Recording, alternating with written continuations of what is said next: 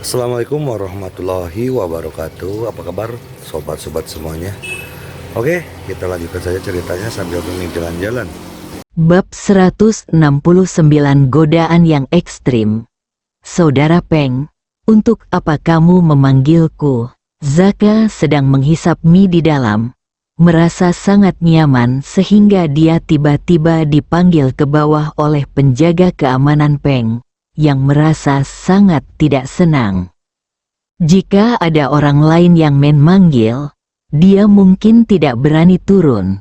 Tetapi ketika saudara Peng memanggil, dia harus turun. Jika tidak, dia mungkin tidak bisa masuk, dan dia tidak akan kecanduan sampai mati di depan pintu. Kemudian, sudah kubilang, seseorang sedang mencarimu. Kenapa kamu banyak bicara omong kosong? Siapa yang mencariku?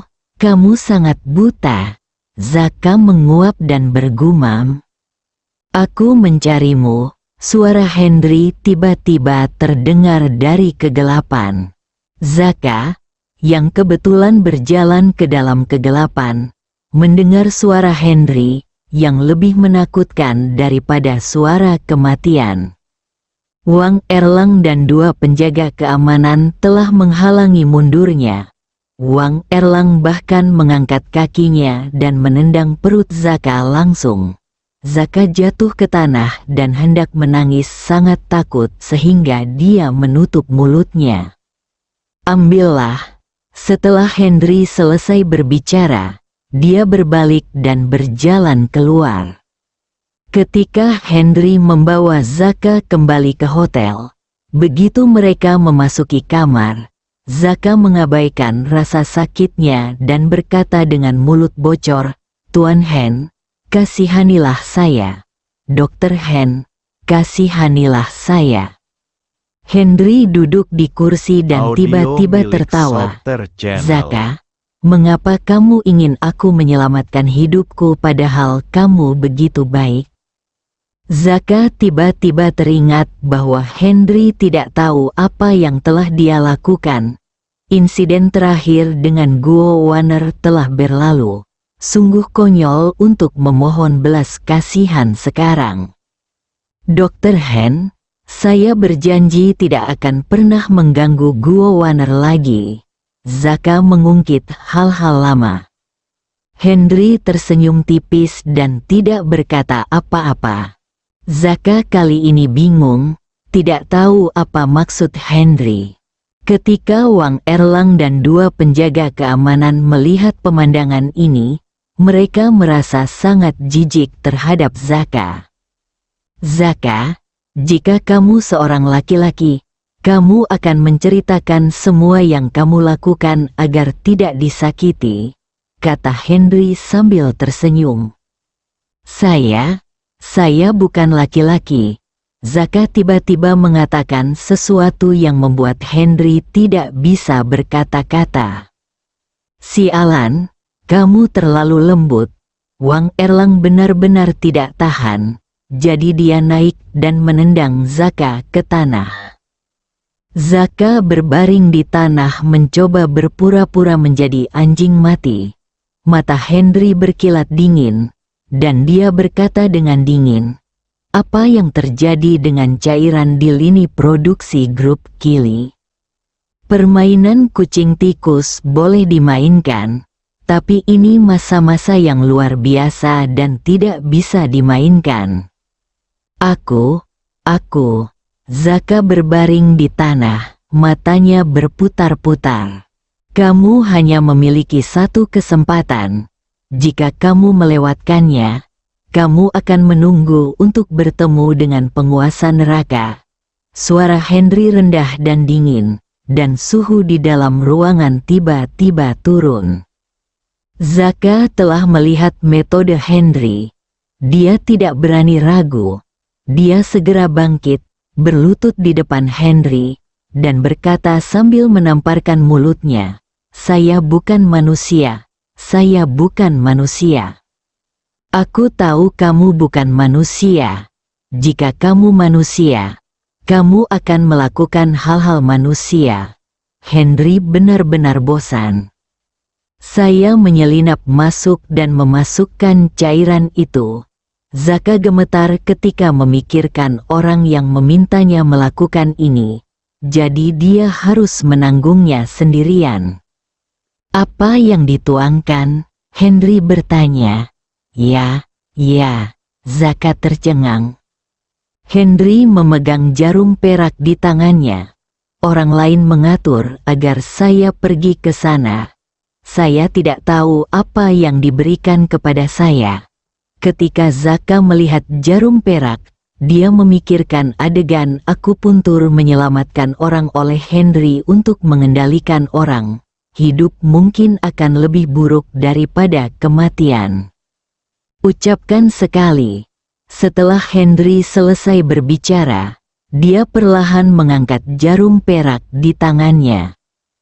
Ku bilang, kataku, hari itu ketika aku keluar dari gedung Gua Warner, aku kebetulan bertemu dengan seorang pria yang cukup energi berjas dan sepatu kulit yang pergi ke gedung Gua Warner bersama 4 pria. Aku tidak tahu bagaimana mereka tahu saya.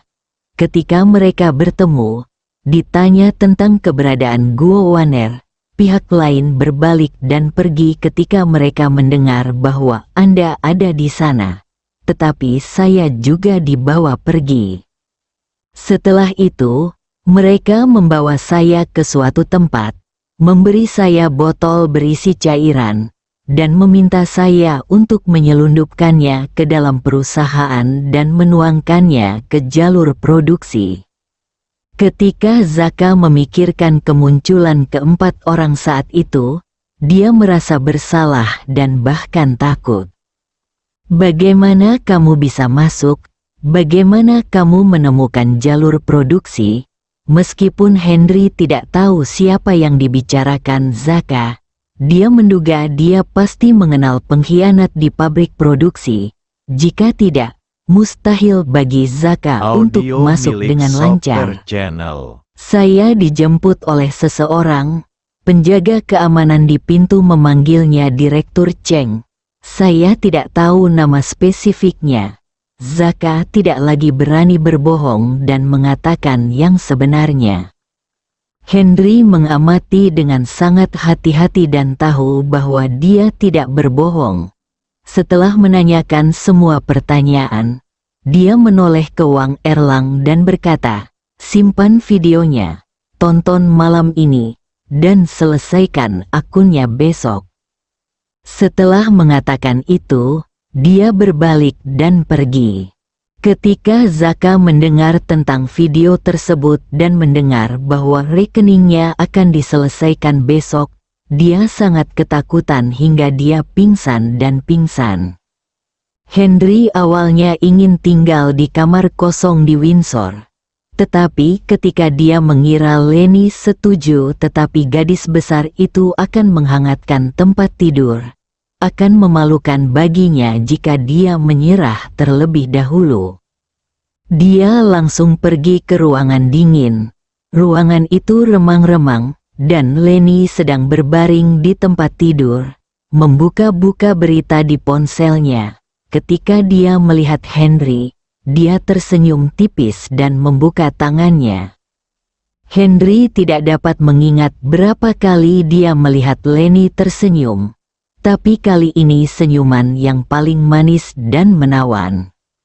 Melihat lengannya yang berakar teratai seperti batu giok putih tampak sangat mempesona di bawah cahaya redup, tiba-tiba aku merasakan aliran darah semakin cepat ke seluruh tubuhku. Henry, kenapa kamu tidak datang? Suara Lenny lembut, sangat lembut. Ini adalah kelembutan yang tidak pernah berani terpikirkan oleh Henry. Sudah berakhir. Musim semi wanita ini benar-benar telah tiba. Henry merasakan angin sejuk di punggungnya. Brengsek, bisakah Anda berhenti tergoda? Jika Anda terus tergoda seperti ini, saya benar-benar tidak akan bisa menolaknya. Henry, aku gadis penghangat tempat tidurmu. apakah kamu tidak akan memeriksa barangnya?" Suara dingin itu mencapai telinga Henry, dan dia merasa seperti peri dari surga. Henry mengertakkan gigi. Dia lebih baik mati berdiri daripada takut mati. Anda tidak bisa kehilangannya untuk pertama kali. Bahkan jika Anda kehilangannya, Anda harus memberikannya kepada istri Anda, Maryam. Mengambil keputusan, Henry menyatukan kedua tangannya, menelanjangi dan naik ke tempat tidur dengan 3 pukulan.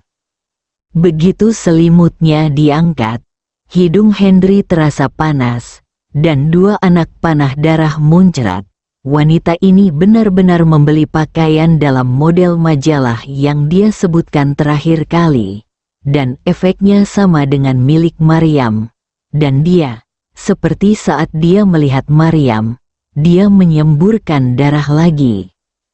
Terkikik, Lenny tidak bisa menahan tawa saat melihat hidung Henry berdarah. Henry memelototinya, berbalik, turun untuk membersihkan, dan kembali ke tempat tidur. Saat ini, Lenny sudah mengenakan piyamanya dan berbaring miring dengan patuh, seolah-olah tidak terjadi apa-apa. Henry sangat marah hingga dia sangat marah. Bab 170, Lenny memakai piyama dan piyama yang sangat ketat. Henry berjalan ke arah Lenny dan menatap Lenny yang berpura-pura tidur. Bulu matanya yang panjang menutupi matanya. Ada senyuman tipis di wajahnya yang biasanya dingin. Jika godaan itu tidak terjadi sekarang, aku pasti akan percaya bahwa dia sedang tertidur, dan tidak akan ada yang tega mengganggu manisnya kecantikan tidur ini. Sudut mulut Henry terangkat sedikit, menatap Lenny yang berpura-pura tidur. Sengaja melepaskan tatapan mendominasi, matanya seperti obor, dari wajah Lenny ke depannya, dan akhirnya tetap tak bergerak. Selama 5 detik, Lenny tidak merespon. Selama 10 detik, Lenny tidak menjawab. Dalam waktu 20 detik, bulu mata Lenny bergerak 2 kali. 30 detik kemudian, Lenny terkekeh, membuka matanya lagi, dan merentangkan tangannya. Henry maju terus tanpa basa-basi. Oh, Lenny memakai piyama dan piyama yang sangat ketat. Meskipun Henry masih muda, bagian-bagian penting masih belum terungkap. Nyaman sekali, kata Henry sambil dengan sengaja menggerakkan 2 kali tubuh Lenny. Lenny memutar matanya, bukan karena marah, tapi karena tekanan. Wow, sebelum dia bisa berbicara, mulut Lenny sudah tertutup rapat. Selanjutnya, tangan Henry mulai bergerak. Mengapa udaranya tampak mengalir? Mengapa angin masuk ke pakaianku? Wajah Lenny memerah karena malu. Dia memeluk leher Henry dengan erat dan menutup matanya erat-erat. Dia membayangkan pemandangan itu di benaknya dan dipenuhi rasa takut. Aduh, akhirnya tidak ada batasan lagi, Henry berkata di telinga Lenny. Lenny langsung merasakan seluruh tubuhnya panas seperti terbakar. Hati Lenny sangat rumit, dengan kerinduan dan ketakutan. Bagaimana jika sakit? Bagaimana jika dia hamil? Bagaimana jika... Saat Lenny sedang melamun tanpa akhir, Henry berbicara. Tidur. Setelah mengatakan itu, dia berbalik dan berbaring di tempat tidur, memeluk Lenny, menutup matanya dan mulai tidur. Lenny menghela nafas panjang, lalu amarahnya mulai membara. Setelah sengaja menggodaku, lalu membuangnya, menurutmu apakah aku ini sebuah benda? Semakin Lenny memikirkannya, dia menjadi semakin marah, dan semakin dia memikirkannya, dia menjadi semakin marah. Akhirnya, Leni mengertakkan gigi, berbalik dan duduk, lalu berbaring di atas tubuh Henry. Henry berguling sedikit ke samping dan menghindarinya, membuka matanya. Dia memandang Leni dan bertanya dengan bingung, "Leni, apakah kamu membutuhkan pisang atau mentimun? Bolehkah saya membelikannya untukmu?" Leni menjambak rambutnya dengan kedua tangan dan terjatuh dengan keras di tempat tidur, hatinya hancur. "Leni, apakah kamu merasa tidak nyaman di suatu tempat? Apakah kamu ingin aku memeriksanya untukmu?" Henry bertanya dengan serius. "Pergi, apakah kamu laki-laki? Pergilah ke neraka." Henry menegakkan tubuhnya dan berkata, "Lihat rambutku, betapa gelap dan tebalnya." Setelah berbicara, dia mengangkat tangannya dan mengarahkan ketiaknya ke arah Leni. Leni memejamkan mata, meraih selimut dan menutupi kepalanya. "Leni, kamu, gadis besar penghangat tempat tidur, telah lulus ujian. Jika pemeriksaan berhasil, aku akan memberimu 200 juta secepatnya." Henry membuka selimut Leni dan berkata dengan lembut, "Henry, pergilah ke neraka." Leni tidak tahan lagi, menoleh ke satu sisi dan mulai menangis. Henry menyeringai, tetapi dia segera menyadari bahwa dia telah bertindak terlalu jauh. Dia dengan lembut memeluk Leni dan berkata, "Cederaku belum baik saja. Jika aku bisa, kamu tidak akan bisa melarikan diri." Leni awalnya patah hati, tetapi ketika dia mendengar kata-kata ini, hatinya langsung merasa lega. Dia malah memeluk Henry, dan tangisannya perlahan menjadi lebih pelan. Henry menunduk dan mencium keningnya, memeluknya lebih erat. Leni tertidur pada suatu saat, dan Henry juga tertidur. Begitu saja, Leni, seorang gadis cantik yang dingin, benar-benar menjadi gadis rumah kaca Henry. Henry sangat puas, dan Leni sangat bahagia pada akhirnya. Keesokan harinya, ketika Leni bangun, dia melihat bahwa dia dan Henry telah tidur nyenyak sepanjang malam. Tetapi tidak terjadi apa-apa. Setelah mengintip, dia melihat bahwa dia normal. Hal ini membuat Leni penasaran dengan Henry, bahkan jatuh cinta padanya. "Leni, jangan lihat, aku normal. Aku punya lebih banyak pemikiran dan keinginan untukmu. Tapi aku tidak akan memanfaatkanmu seperti ini." Leni sedang berbaring di tempat tidur, tidak percaya bahwa inilah kata-kata yang diucapkan Henry kepadanya. Air mata kebahagiaan mulai mengalir di matanya, dan dia merasa seolah-olah sedang meminum madu termanis di hatinya. Ketika kedua orang itu keluar dan turun ke bawah, mereka kebetulan melihat wanita muda itu. "Wah, gadis kecil, apakah kamu bersenang-senang tadi malam? Kenapa ada yang hilang? Bukankah mungkin kamu pingsan karena kelelahan?" Setelah wanita muda itu selesai berbicara, matanya tertuju pada Henry. "Meskipun kamu masih muda, kamu tetap harus menjaga kesehatanmu." Wanita muda itu sepertinya memiliki lebih banyak hal untuk dikatakan dan menggumamkan lebih banyak lagi. "Jangan khawatir, energinya kuat." Setelah Henry selesai berbicara, dia melingkarkan lengannya di pinggang Leni dan berjalan keluar. "Apakah kamu punya energi?" Leni mendekat ke tubuh Henry dan bertanya dengan sedikit menggoda. "Leni, bagaimana kamu bisa mempunyai pemikiran seperti itu?" Artinya apakah aku tidak menarik? Jari telunjuk dan ibu jari tangan kanan Lenny sudah mencubit tulang rusuk Henry. Lenny, bagaimana kamu bisa meragukan dirimu sendiri? Apa maksudnya? Lenny bingung dengan pertanyaan Henry. Lenny, kuncinya adalah aku bukan tipe orang yang kamu pikirkan, kata Henry dengan percaya diri. Ya, Lenny berkata dengan tegas.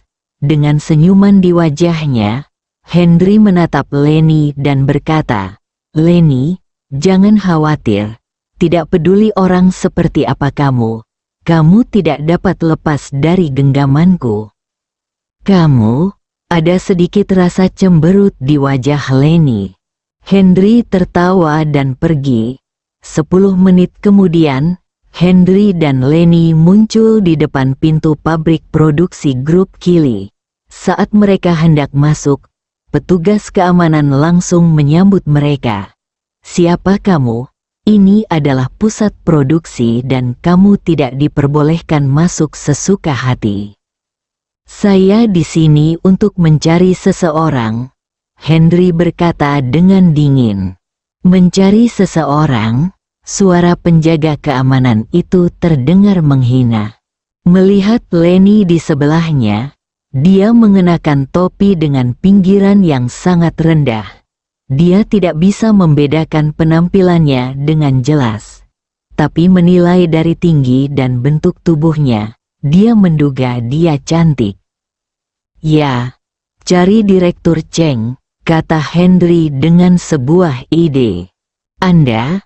Apakah Anda kenal Direktur Cheng? Sikap satpam itu langsung menjadi lebih sopan. Ya, saya paman Direktur Cheng. Henry tersenyum tipis. Kamu berbohong. Penjaga keamanan melihat bahwa Henry setidaknya 30 tahun lebih muda dari Direktur Cheng. Sungguh, keluarga kami besar. Saya yang lebih tua tetapi yang lebih muda, kata Henry sambil tersenyum. Ketika penjaga keamanan mendengar penjelasan ini, dia tidak ragu lagi. Dia segera tersenyum dan berkata dengan sopan, silakan duduk, silakan duduk. Saya akan segera menghubungi Direktur Cheng. Henry mengangguk. Lenny meremas tangan yang memegang lengannya dengan kuat dan memberikan semangat. Bersambung.